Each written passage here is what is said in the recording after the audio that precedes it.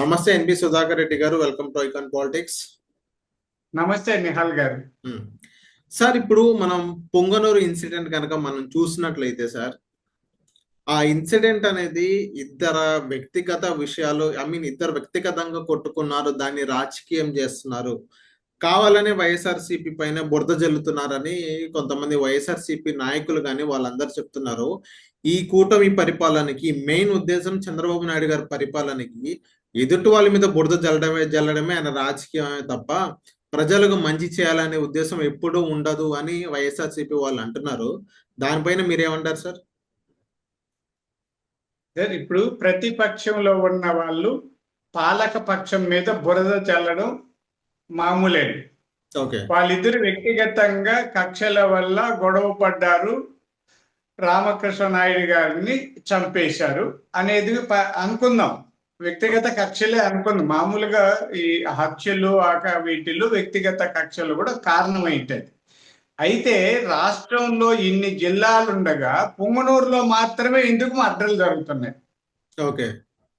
వ్యక్తిగత కక్షలే అండి. మా ఊర్లో తిరుపతిలో వ్యక్తిగత కక్షలు ఉన్నాయి, లేదా మా పెనుమూరులో వ్యక్తిగత కక్షలు ఉన్నాయి. రాష్ట్రంలో ప్రతి ఊర్లో వ్యక్తిగతంగా కక్షలు, కార్పణ్యాలు, వైరాలు, వైరుధ్యాలు ఉన్న వ్యక్తులు ఉన్నారు. రాజకీయ వైరాలు, ఆస్తుల దగ్గర గొడవలు అన్నీ ఉన్నారు. లేదని చెప్పడం అంటే సమాజంలో ఇలాంటివి లేకుండా ఎక్కడా లేవు. అయితే ప్రతి చోట హత్యలు జరుగుతూ ఉంటాయి అనుకోండి, అక్కడంతా కూడా జరిగాయి కదా. మమ్మల్ని అడుగుతాను, పొంగనూరులోనే హత్య ఎందుకు జరిగింది అంటే పొంగనూరులో ఆరితేరిన నేర సంస్కృతి కలిగిన నాయకులు ఉన్నారు. అక్కడ ఎమ్మెల్యే పెద్దిరెడ్డి రామచంద్రారెడ్డి గారు, ఆయన పరిధిలో లేకపోతే ఆయన దగ్గర చాలా మంది ఇంతకు ముందు చాలా హత్యలకు గురయ్యారు, చాలా ఇబ్బందులు పడ్డారు. మీకు ఉదాహరణ చెప్తానండి.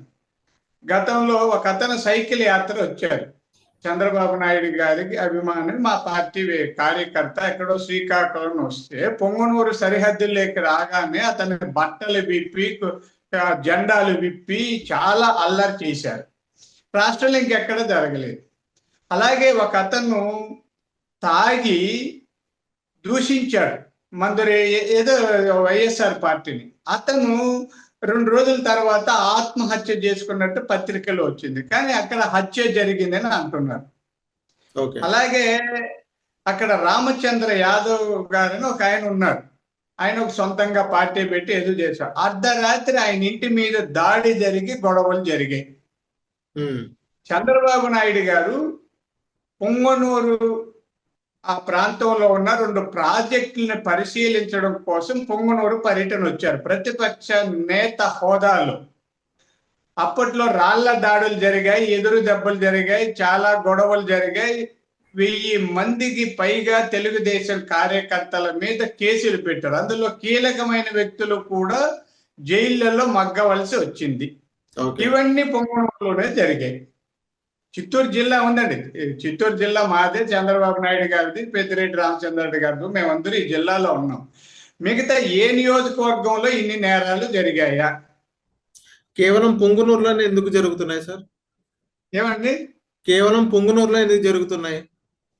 అది వైఎస్ఆర్ పార్టీలు చెప్పాలి. పొంగనూరులోనే ఎందుకు జరుగుతుంటాయంటే నేర రాజకీయాల్లో పెద్దన్న పెద్దిరెడ్డి. ఆయన నేరాలు చేయడానికి, అణిచివేయడానికి, హత్యలు చేయించడానికి దేనికి వెనకాడు. పులివెందల తర్వాత నేర రాజకీయాలు ఎక్కువగా జరుగుతున్న ప్రాంతం పొంగనూరు అండి. పులివెందలు అంటేనే కోడికత్తులు, గొడ్డల పోట్లు, ఇవన్నీ మనకు గుర్తొస్తాయి. అలాగే పొంగనూరు అంటేనే బట్టలు విప్పడాలు, రాళ్ళు వేయడాలు, హత్యలు చేయడాలు, ఆత్మహత్యలు, ఇవి గుర్తొస్తాయి. ఇవి ఆ 2 నియోజకవర్గాల్లోనే గుర్తొస్తున్నాయంటే అర్థం ఏమంటే అక్కడున్న నాయకులే ఈ నేరాలకి ప్రేరకులు. ఈ నేరాలు చేసే వాళ్ళు వాళ్ళ రక్షణలో ఉంటున్నారు. వాళ్ళ రక్షణ ఉంది కాబట్టే నేరాలు జరుగుతున్నాయని. ఇక్కడ పోలీసుల వైఫల్యం వల్ల సస్పెన్షన్లు కూడా జరిగాయి.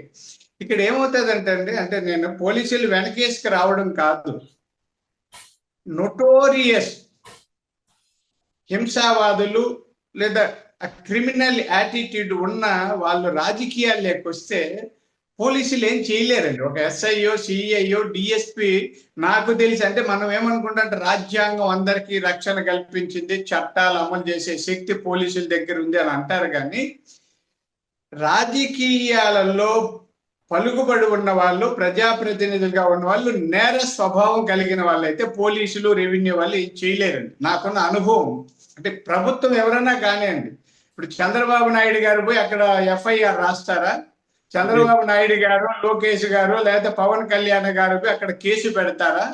విచారణ చేస్తే చేయాల్సింది అక్కడ ఎస్ఐలు, సిఐలు, లేదు వీళ్ళే కదా. వీళ్ళందరూ కూడా భయపడి ఉంటారండి. ఓకే, ప్రాణాలు అరచేతుల్లో పెట్టుకుని ఉంటారు. ఎవరిని చూసి సార్ ఆ భయం? ఏమండి, ఎవరిని చూసి పోలీసులు ఆ భయం? ఆ భయం అంతా పెద్దిరెడ్డిని చూస్తే భయం అండి. మీకు ఒక చిన్న ఉదాహరణ చెప్తానండి. మాది పెనుమూరు, అంటే మాది జీడీ నెల్లూరు నియోజకవర్గం. 10 ఏళ్ల క్రితం మా పెనుమూరులో ఉన్న ఒక ఎస్ఐని నేరస్తులు ఏదో చెక్ ట్రాన్సాక్షన్ కేసులు ఏదో, అది నాకు కూడా పెద్ద గుర్తులేదు, ఆయన వాళ్ళ కారులో తీసుకెళ్తూ మాది ఏరియాలో పులిగూడ దగ్గర ఎక్కడో చంపేసి పడేసి వెళ్ళిపోయారు. ఇప్పటికీ పోలీసు ఎస్ఐలు పెనుమూరుకి రావాలంటే భయపడతారు. ఇప్పటి వరకు ఎవరు రాలేదండి. పోలీసు ఎస్ఐలు మా పెనుమూరుకి రాల. కారణం ఏమంటే ఈ నేరస్తులు ఉన్నారు, ఎస్ఐలను కూడా చంపేస్తారు, పోలీసులు కూడా చంపేస్తారు. అంటే పోలీసులు, ఎస్ఐలు, ఐపీఎస్లు, ఐఏఎస్లు కూడా మనుషులే కదా. అవును. చచ్చిపోయిన తర్వాత పేపర్లో వస్తుంది, టీవీల్లో చెప్తాం, ఏడుస్తాము, దీనివల్ల ప్రాణాలు తిరిగి వస్తాయా? కాబట్టి అక్కడ విశృంఖలంగా హత్యలు జరుగుతున్నాయంటే దాని వెనక పెద్దిరెడ్డి గారు ఉన్నారన్న భరోసా లేదా ఆయన ప్రేరణ కారణమై ఉంటుంది. అంతేగాని మేమేదో పెద్దిరెడ్డి గారి మీద బురద చల్లడానికి ఇవేమి తప్పుడు సమాచారం కాదు కదా. ఇవన్నీ మా మీద ఆరోపణలు చేసే వైఎస్ఆర్ పార్టీ వాళ్ళు జవాబులు చెప్పాలి. ఇవన్నీ అక్కడే ఎందుకు జరుగుతున్నాయి? పులివెందల్లోనే, లేదా పులివెందల నేతనే కోడి కత్తితో ఎందుకు పొడవాలి? పులివెందల్లోనే గొడ్డలి పోటీకి ఎందుకు చనిపోతున్నారు? పులివెందల్లోనే సాక్షులు హత్య కేసుల్లో అకాల మరణాలు అక్కడే జరుగుతాయి.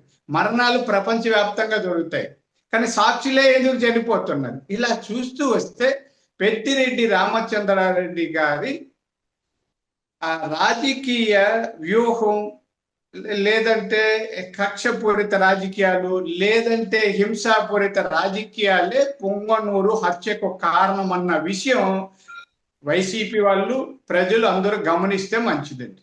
ఓకే సార్, ఇక్కడ ఇంకో మాట సార్, ఏదైతే పొంగనూరు ఇన్సిడెంట్ జరిగిన తర్వాత ఇది మొత్తం కావాలనే చంద్రబాబు నాయుడు గారి ప్లాన్ అని, ఈవెన్ వాళ్ళు చంపించి ఆ బురద, ఆ నింద మొత్తం వైఎస్ఆర్సీపీ మీదే వేయాలని, ఈవెన్ పెద్దిరెడ్డి గారిని బదలాం చేయాలని వీళ్ళందరూ చూస్తున్నారని, సో వీళ్ళందరూ వైఎస్ఆర్సీపీలు కానీ వాళ్ళ అధికార ప్రతినిధులు వాళ్ళందరూ అంటున్నారు. దానికి మీరేమంటారు సార్? తప్పులు చెప్పడం, తప్పుడు ప్రచారాలు చేయడం వైఎస్ఆర్ పార్టీ సంస్కృతి. దానికి ఏమంటారంటే ఏం చెప్తామని మనం, వాళ్ళ సంస్కృతి అదే. నిజాయితీ పనులు ఎవరు లేదు, రాజకీయ పరిజ్ఞానం ఉన్న వాళ్ళు లేరు, సేవా భావం ఉన్న వాళ్ళు అంతకంటే వైఎస్ఆర్ పార్టీలో లేదు.